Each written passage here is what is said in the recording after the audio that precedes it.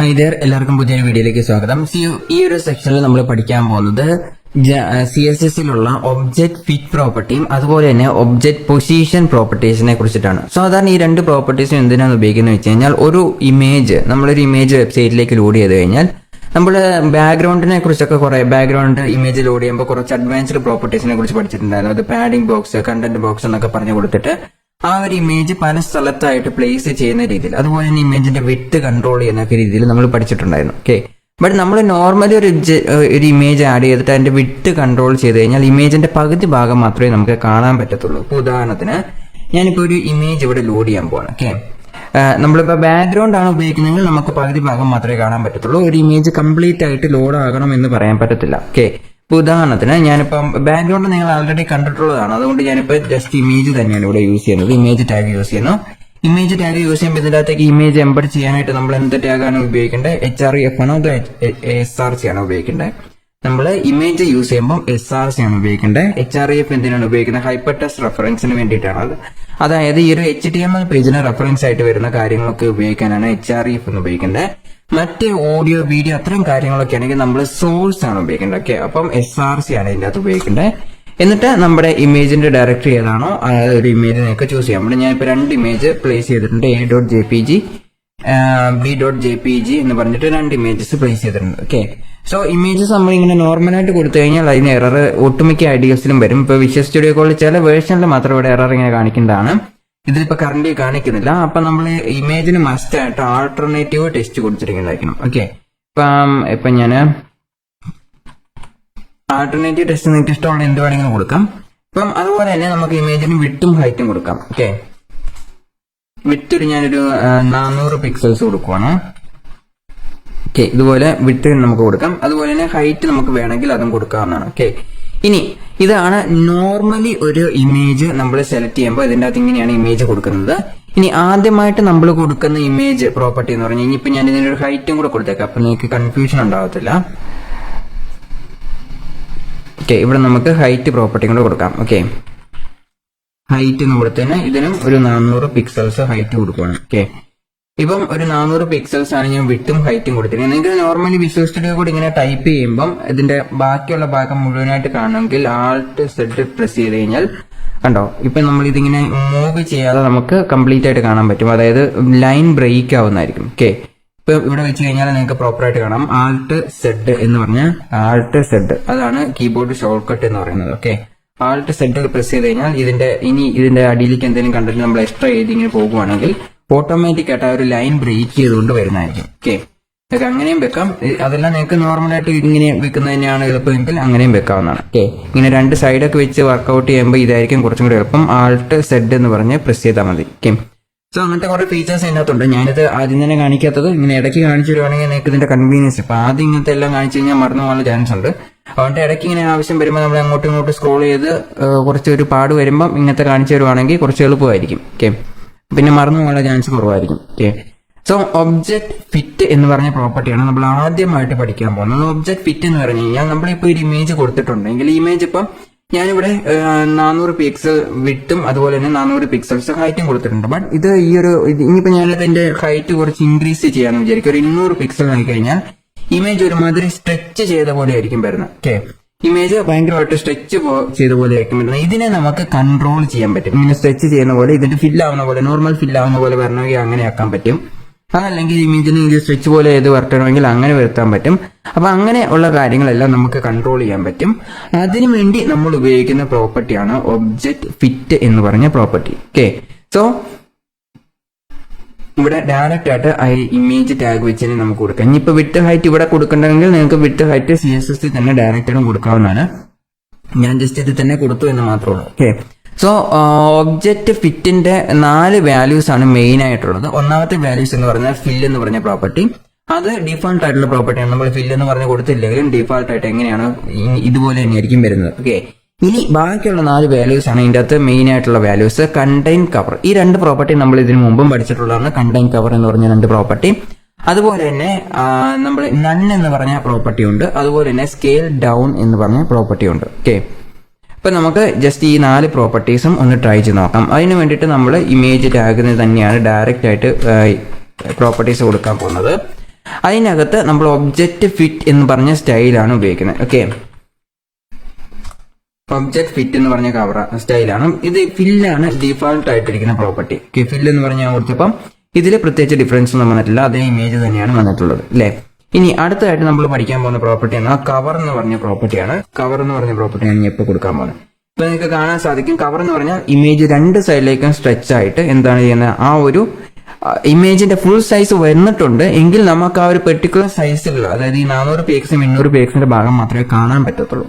അതാണ് കവർ എന്ന് പറഞ്ഞ പ്രോപ്പർട്ടി. ഓക്കെ, അതായത് ഇനിയിപ്പോ ഞാനിവിടെ 800 px എന്നുള്ളത് മാറ്റി, സോറി ഇവിടെ 400 px എന്നുള്ളത് മാറ്റി ഇവിടെ 800 പിക്സൽസ് ആക്കി കഴിഞ്ഞാൽ കുറച്ചും കൂടെ കാണാൻ പറ്റും. ഓക്കെ, അതായത് ഇമേജിന്റെ ഒറിജിനൽ സൈസ് തന്നെയാണ് അവിടെ വരുന്നത്, ബട്ട് അതിൻ്റെ അകത്ത് നമുക്ക് കാണാൻ പറ്റുന്ന ആ ഭാഗം ആ ഒരു 400 പിക്സൽസിനും 800 പിക്സൽസിനും ഇടയിലുള്ള ഭാഗം മാത്രമാണ്. ഓക്കെ, അതാണ് ഒബ്ജക്ട് ഫിറ്റ് കവർ എന്ന് പറഞ്ഞ പ്രോപ്പർട്ടി. ഓക്കെ, ഇനി ഞാൻ ഇത് 400 പിക്സൽസ് തന്നെ ആക്കാൻ പോകണം, അപ്പൊ നമുക്ക് ഇത് പഠിക്കാൻ കുറച്ചുകൂടി എളുപ്പമായിരിക്കും. ഇനി അടുത്തതായിട്ട് നമ്മൾ പഠിക്കാൻ പോകുന്നത് കണ്ടെയ്ൻ എന്ന് പറഞ്ഞ പ്രോപ്പർട്ടിയാണ്. കാരണം ഇതിന് രണ്ടും നമ്മൾ ആൾറെഡി പഠിച്ചിട്ടുള്ള പ്രോപ്പർട്ടിയാണ്, അതുകൊണ്ട് കുറച്ചും കൂടി എളുപ്പമായിരിക്കും. ഓക്കെ, സോ കണ്ടെയ്ൻ എന്ന് കൊടുത്തപ്പം നമുക്ക് എങ്ങനെയാണ് ഇതിന്റെ ഔട്ട്പുട്ട് വന്നിരിക്കുന്നത്, ആ ഒരു ഇമേജ് കംപ്ലീറ്റ് ആയിട്ട് ഇവിടെ വന്നിട്ടുണ്ട്. ബട്ട് ഇവിടെ നോക്കിക്കഴിഞ്ഞാൽ ആ ഒരു 800 പിക്സൽസ് ഹൈറ്റ് വന്നിട്ടുണ്ട്, വിഡ്ത്ത് ഇതിനെ ആ ഒരു ഇമേജിനെ ഇഫക്ട് ചെയ്യുന്നില്ല. ഓക്കെ, ഇമേജ് അതിന്റെ നോർമൽ സൈസിൽ തന്നെയാണ് വന്നിരിക്കുന്നത്. വിഡ്ത്തിനനുസരിച്ച് ആ ഒരു ഇമേജ് അതിന്റെ നോർമൽ സൈസിലേക്ക് റീഗെയിൻ ചെയ്തിട്ട് വരുന്നതാണ്. അതിനാണ് കണ്ടെയ്ൻ എന്ന് പറയുന്നത്. ഓക്കെ, അതായത് ഈ കണ്ടെയ്ൻ എന്ന് കൊടുത്തു കഴിഞ്ഞാൽ നമുക്ക് ആ ഇമേജ് ഫുൾ ആയിട്ട് കാണാൻ പറ്റും. അതാണ് കണ്ടെയ്ൻ എന്ന് പറഞ്ഞത്.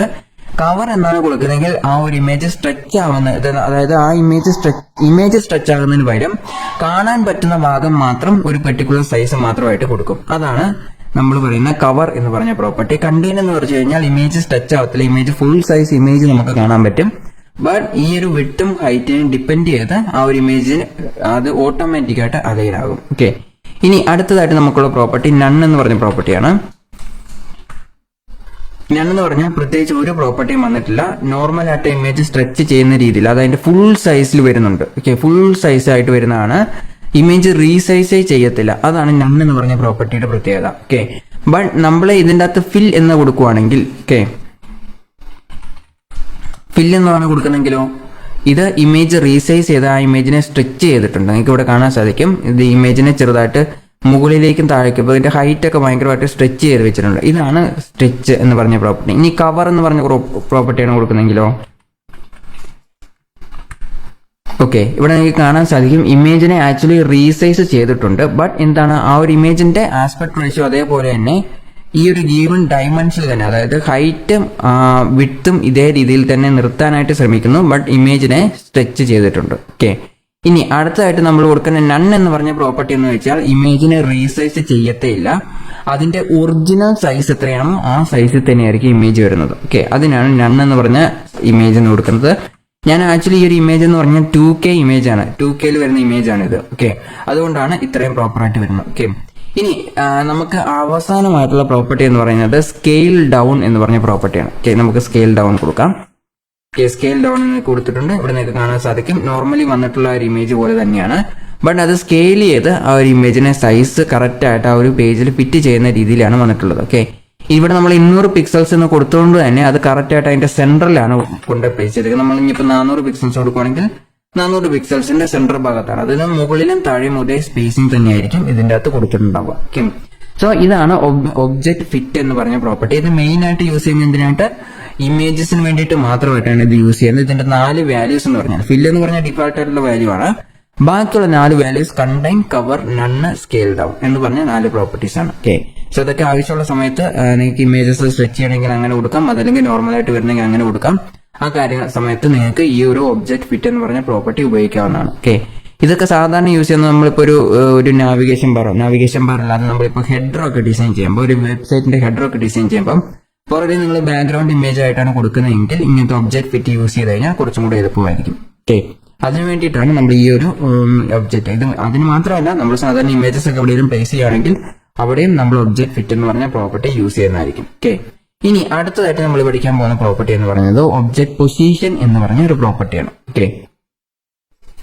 ഓക്കെ, ഒബ്ജക്ട് പൊസിഷൻ എന്ന് പറഞ്ഞ പ്രോപ്പർട്ടി നോർമലി ഒബ്ജക്ട് ഫിറ്റ് എന്ന് പറഞ്ഞ പ്രോപ്പർട്ടിയുടെ കൂടത്തിൽ തന്നെ ഉപയോഗിക്കുന്ന ഒരു പ്രോപ്പർട്ടിയാണ് ഒബ്ജക്ട് പൊസിഷൻ എന്ന് പറഞ്ഞ ഒരു പ്രോപ്പർട്ടി. ഓക്കെ, സോ ഞാൻ ഈ ഒരു ഒബ്ജക്ട് ഫിറ്റ് എന്ന് പറഞ്ഞ പ്രോപ്പർട്ടിയിൽ കവർ എന്ന് പറഞ്ഞു കൊടുക്കാൻ പോവാണ്. കവർ എന്ന് കൊടുക്കുമ്പോഴാണ് നമുക്ക് നോർമലായിട്ട് ആ ഒരു ഇമേജിനെ സ്കെയിൽ ചെയ്തുകൊണ്ട് ആ ഒരു ഫുൾ പേജ് കവർ ചെയ്യുന്ന രീതിയിൽ വരുന്നത്. ഇപ്പൊ 400 പിക്സൽസ് കൊടുക്കുമ്പോൾ നമുക്കിത് കുറച്ചും കൂടി വലുതാക്കാം. അപ്പൊ കുറച്ചും കൂടി എളുപ്പമായിരിക്കും അല്ലെ.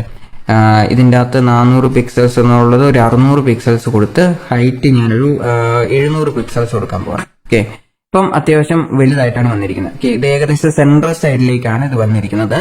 ഇനി എനിക്ക് ഇൻ കേസ് ഈ ഒരു ഇമേജിന്റെ ഈ താങ്ക് യു എന്ന ഭാഗത്തിന് പകരം ഇവിടെ കാണുന്ന ഈ ഫ്ലവർ ആണ് ഹൈലൈറ്റ് ചെയ്ത് കാണിക്കേണ്ടത്. അങ്ങനെയെന്നുണ്ടെങ്കിൽ നമുക്ക് അത് അങ്ങോട്ടും ഇങ്ങോട്ടും മൂവ് ചെയ്യാൻ പറ്റും. അതിനു വേണ്ടിയിട്ട് ഉപയോഗിക്കുന്ന പ്രോപ്പർട്ടിയാണ് ഒബ്ജക്ട് പൊസിഷൻ എന്ന് പറയുന്ന പ്രോപ്പർട്ടി. ഓക്കെ, ഒബ്ജക്ട് പൊസിഷൻ എന്ന് പറഞ്ഞ പ്രോപ്പർട്ടിയാണ് നമ്മൾ ഉപയോഗിക്കുന്നത്. ഇതിന് നിങ്ങൾക്ക് പിക്സൽസിലോ പെർസെന്റേജിലോ എന്തിൽ വേണമെങ്കിൽ വാല്യൂ കൊടുക്കാം. അപ്പം ഞാനിവിടെ ഒരു 50 px എന്ന് കൊടുക്കുന്നു, വീണ്ടും ഒരു 50 പിക്സൽസ് എന്ന് കൊടുക്കുന്നു. ഓക്കെ, ഇതുപോലെ കൊടുക്കുമ്പോൾ നിങ്ങൾക്ക് കാണാൻ സാധിക്കും ഇമേജ് ഈ ഒരു റൈറ്റ് സൈഡിലേക്ക് മൂവ് ചെയ്തിട്ടുണ്ട് അല്ലേ. ഇനി ഇതിന്റെ ടോപ്പ് ആൻഡ് റൈറ്റ് വാല്യൂസ് നിങ്ങൾക്ക് പ്രോപ്പറായിട്ട് മനസ്സിലാണെങ്കിൽ ഇവിടെ ഞാൻ മാറ്റി ഇത് ഏത് സൈഡിലേക്കാണ് മൂവ് ചെയ്യുന്നതെന്ന് മനസ്സിലാകണമെങ്കിൽ ഇവിടെ 90 പിക്സൽ, അതായത് രണ്ടാമത്തെ വാല്യൂ ഞാൻ 90 പിക്സൽസ് എന്ന് കൊടുത്തു കഴിഞ്ഞപ്പോൾ അത് താഴേക്കാണ് മൂവ് ചെയ്തിട്ടുള്ളത്. ഓക്കെ, ഇനി ഇവിടെ ഞാനൊരു ഇനിയും വാല്യൂസ് കൂട്ടുകയാണ്. ഒരു 150 പിക്സൽസ് എന്ന് കൊടുത്തു കഴിഞ്ഞാൽ താഴേക്ക് മൂവ് ചെയ്യാനായിട്ട് നിങ്ങൾക്ക് കാണാൻ സാധിക്കും. അതേപോലെ തന്നെ ഞാനിവിടെ 50 പിക്സൽസ് തന്നെ കൊടുത്തിട്ട് ഇവിടെ 150 പിക്സൽസ് കൊടുക്കുകയാണെങ്കിലോ റൈറ്റ് സൈഡിലേക്ക് മൂവ് ചെയ്യാനായിട്ട് കാണാൻ സാധിക്കും. ഓക്കെ, സോ ഇതെങ്ങനെയാണ് ഒബ്ജക്ട് പൊസിഷൻ എന്ന് പറഞ്ഞ പ്രോപ്പർട്ടി ഉപയോഗിക്കാറ്. നമ്മൾ സാധാരണ ഒബ്ജക്ട് പൊസിഷനിലെ പിക്സൽസിൽ കൊടുക്കാം. ഇനി നിങ്ങൾക്ക് വേണമെങ്കിൽ പെർസെന്റേജിലും കൊടുക്കാം. ഓക്കെ, ഉദാഹരണത്തിന് 5% എന്ന് കൊടുത്തിട്ട് വീണ്ടും ഒരു 5% എന്ന് കൊടുക്കാം. ഓക്കെ, ഇതുപോലെ ഒബ്ജക്ട് പൊസിഷനെ മാറ്റാൻ പറ്റുന്നതാണ്. കുറച്ചിങ്ങോട്ട് മൂവ് ചെയ്യാം, അല്ലെങ്കിൽ ഇങ്ങോട്ട് മൂവ് ചെയ്യാം. അങ്ങനെ നമുക്ക് ഒബ്ജക്റ്റിന്റെ ആ ഒരു പൊസിഷൻ, കറന്റ് ഏത് പൊസിഷനിലാണോ ഇരിക്കുന്നത് ആ ഒരു പൊസിഷനിൽ നമുക്ക് മൂവ് ചെയ്യാൻ പറ്റുന്നതാണ്. ഓക്കെ, അതിന് വേണ്ടിയിട്ടാണ് ഇപ്പൊ ഞാൻ ഇവിടെ 50% എന്ന് കൊടുത്തു കഴിഞ്ഞാൽ ഒരു സൈഡിലേക്ക് മൂവ് ചെയ്യുന്നത്. പെർസെന്റേജ് വാല്യൂസ് എന്ന് കൊടുത്തു കഴിഞ്ഞാൽ നോർമലി ഇത് കംപ്ലീറ്റ് ആയിട്ട് മൂവ് ആകത്തില്ല. നമ്മൾ പിക്സൽസ് കൊടുത്ത പോലെ തന്നെ മുഴുവനായിട്ട് താഴേക്കോ ലെഫ്റ്റിലേക്കോ മൂവ് ആവത്തില്ല. അതിന് പകരം ഒരു പെർട്ടിക്കുലർ പാത്ത് ആ ഒരു ഇമേജിന്റെ സൈഡ് വിട്ട് പോകത്തില്ല. ഓക്കെ, ഉദാഹരണത്തിന് ഞാൻ ഇവിടെ 100% എന്ന് കൊടുക്കുവാണ്. നിങ്ങൾക്ക് ഇവിടെ കാണാൻ സാധിക്കും ആ ഒരു ഇമേജ് എവിടെയാണ് ഇരിക്കുന്നത് അതേ രീതിയിലേക്ക് തന്നെയാണ് മൂവ് ആയിട്ടുള്ളത്. ഓക്കെ, ഇനി 1% എന്ന് കൊടുത്തു കഴിഞ്ഞാലോ അതേ പൊസിഷനിൽ തന്നെയാണ് ഇത് ഇരിക്കുന്നത്. ഓക്കെ, സോ ഇങ്ങനെ ആ ഒരു ഇമേജിനെ ഏതെങ്കിലും ഒരു പെർട്ടിക്കുലർ പൊസിഷനിലേക്ക് നമുക്ക് മൂവ് ചെയ്യണമെങ്കിൽ നമുക്ക് ഈ ഒരു പെർസെന്റേജ് വാല്യൂസ് ഉപയോഗിക്കാവുന്നതാണ്. ഓക്കെ, സോ ഇവിടെ ആദ്യത്തെ വാല്യൂസ് മൂവ് ചെയ്യുമ്പോൾ നിങ്ങൾക്ക് കാണാൻ സാധിക്കും അത് ലെഫ്റ്റ് സൈഡിലേക്ക് മൂവ് ചെയ്തുകൊണ്ടിരിക്കുന്നുണ്ട്. ഇനിയിപ്പോൾ ഞാൻ 100% എന്ന് കൊടുക്കുമെന്ന് വിചാരിക്കാം. കംപ്ലീറ്റ് ആയിട്ട് ലെഫ്റ്റ് സൈഡിലേക്ക് മൂവ് ചെയ്തിട്ടുണ്ട്. ഓക്കെ, അതായത് ഈ ഒരു സൈഡിലേക്ക് മൂവ് ചെയ്യും. ഇങ്ങനെയാണ് പെർസെന്റേജ് വാല്യൂ. പിക്സൽസ് വാല്യൂ കൊടുക്കുമ്പോൾ അതിന്റെ ബിഹേവിയറിൽ ചെറിയ വ്യത്യാസം വരുന്നുണ്ട്. പിക്സൽസ് വാല്യൂ ആണ് കൊടുത്തിരിക്കുന്നതെങ്കിൽ അതൊരു വ്യൂ പോർട്ടിന് പുറത്തേക്ക് തന്നെ പോയി മൂവ് ആകുന്നതായിരിക്കും. ബട്ട് പെർസെന്റേജ് വാല്യൂ കൊടുക്കുന്നെങ്കിൽ ഇൻ ബിറ്റ്വീൻ ആ ഒരു വ്യൂ പോർട്ടിൽ തന്നെ നിന്നുകൊണ്ട് തന്നെ ആ ഒരു ഇമേജ് വ്യൂ പോർട്ടിന് പുറത്തേക്ക് പോകാതെ അതിന്റെ അകത്ത് തന്നെ നിന്നുകൊണ്ട് അങ്ങോട്ടും ഇങ്ങോട്ടും മൂവ് ചെയ്യാൻ പറ്റുന്നതായിരിക്കും. ഓക്കെ, സോ ആദ്യത്തെ വാല്യൂസ് ചേഞ്ച് ചെയ്താൽ അത് ലെഫ്റ്റ് സൈഡിലേക്ക്, അതായത് ഈ സൈഡിൽ നിന്ന് ഇങ്ങോട്ട് മൂവ് ചെയ്യും, ലെഫ്റ്റ് സൈഡിലേക്ക് മൂവ് ചെയ്യും. രണ്ടാമത്തെ വാല്യൂ കൊടുത്തു കഴിഞ്ഞാൽ അത് റൈറ്റ് സൈഡിലേക്ക് മൂവ് ചെയ്യും. നിങ്ങൾക്ക് സെന്റർ ആണ് പ്ലേസ് ചെയ്യണമെങ്കിൽ 50 എന്ന് കൊടുത്തു കഴിഞ്ഞാൽ സെൻട്രൽ സൈഡിലായിരിക്കും പ്ലേസ് ആവുന്നത്. ഓക്കെ, കാണാൻ സാധിക്കും ഇപ്പം സെൻട്രൽ സൈഡിലാണ് ഇത് പ്ലേസ് ചെയ്തിട്ടുള്ളത്. ഓക്കെ, കണ്ടോ 0-50 എന്ന് കൊടുത്തു കഴിഞ്ഞാലും സെൻട്രൽ സൈഡിലായിരിക്കും പ്ലേസ് ചെയ്യുന്നത്. ഏതെങ്കിലും ഒരെണ്ണത്തിന് മാത്രം വാല്യൂസ് കൊടുത്താൽ മതി, അല്ലെങ്കിൽ രണ്ടെണ്ണത്തിന് എനിക്ക് വാല്യൂസ് കൊടുക്കാം. നിങ്ങൾക്ക് ഇഷ്ടമുള്ള പോലെ ചെയ്യാവുന്നതാണ്. ഓക്കെ, സോ ഇതാണ് ഒബ്ജക്ട് പൊസിഷൻ എന്ന് പറഞ്ഞ പ്രോപ്പർട്ടി. ഇത്രയുള്ള ഒബ്ജക്ട് ഫിറ്റ് എന്ന് പറഞ്ഞ പ്രോപ്പർട്ടിയും ഒബ്ജക്ട് പൊസിഷൻ എന്ന് പറഞ്ഞ പ്രോപ്പർട്ടിയും. ഒബ്ജക്ട് ഫിറ്റിന് നമ്മൾ മെയിൻ ആയിട്ട് 4 വാല്യൂസ് ആണ് പഠിച്ചത്. ഒന്നാമത്തെ വാല്യൂ എന്ന് പറഞ്ഞാൽ ഫില്ലാണ്, അത് ഡീഫോൾട്ട് ആയിട്ടുള്ള വാല്യൂ ആണ്. അതിനുശേഷം കണ്ടെയ്ൻ, കവർ, നല്ല്, സ്കെയിൽ ഡൗൺ, ഈ 4 വാല്യൂസ് ആണ് ഒബ്ജക്ട് ഫിറ്റ് എന്ന് പറഞ്ഞ പ്രോപ്പർട്ടീസിന് വേണ്ടി നമ്മൾ ഉപയോഗിക്കുന്നത്.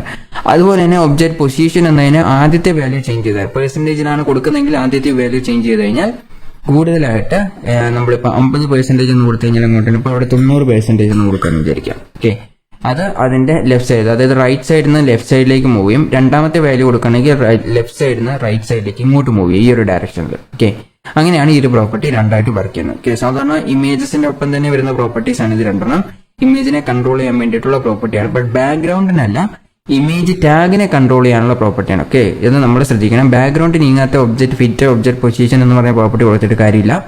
ഇമേജ് ടാഗ് ആണ് ഉപയോഗിക്കുന്നതെങ്കിൽ നിങ്ങൾക്ക് ഈ 2 പ്രോപ്പർട്ടീസ് യൂസ് ചെയ്യാവുന്നതാണ്. Okay, so that's all for this section. അടുത്ത വീഡിയോയിൽ നമ്മൾ കുറച്ച് ഫ്ലെക്സ് ബോക്സിനെ കുറിച്ചും അതോടൊപ്പം തന്നെ നമുക്ക് മൾട്ടിപ്പിൾ ആയിട്ട് കോളംസ് എങ്ങനെ ക്രിയേറ്റ് ചെയ്യാൻ പറ്റും, ഈ 2 കാര്യങ്ങളാണ് ഇനി CSS പഠിക്കാനുള്ളൂ. ഇത് രണ്ടും നമ്മൾ അടുത്ത് വരുന്ന ലെക്ചറിൽ പഠിക്കുന്നതായിരിക്കും. Okay, thank you for watching and see you again in coming lectures.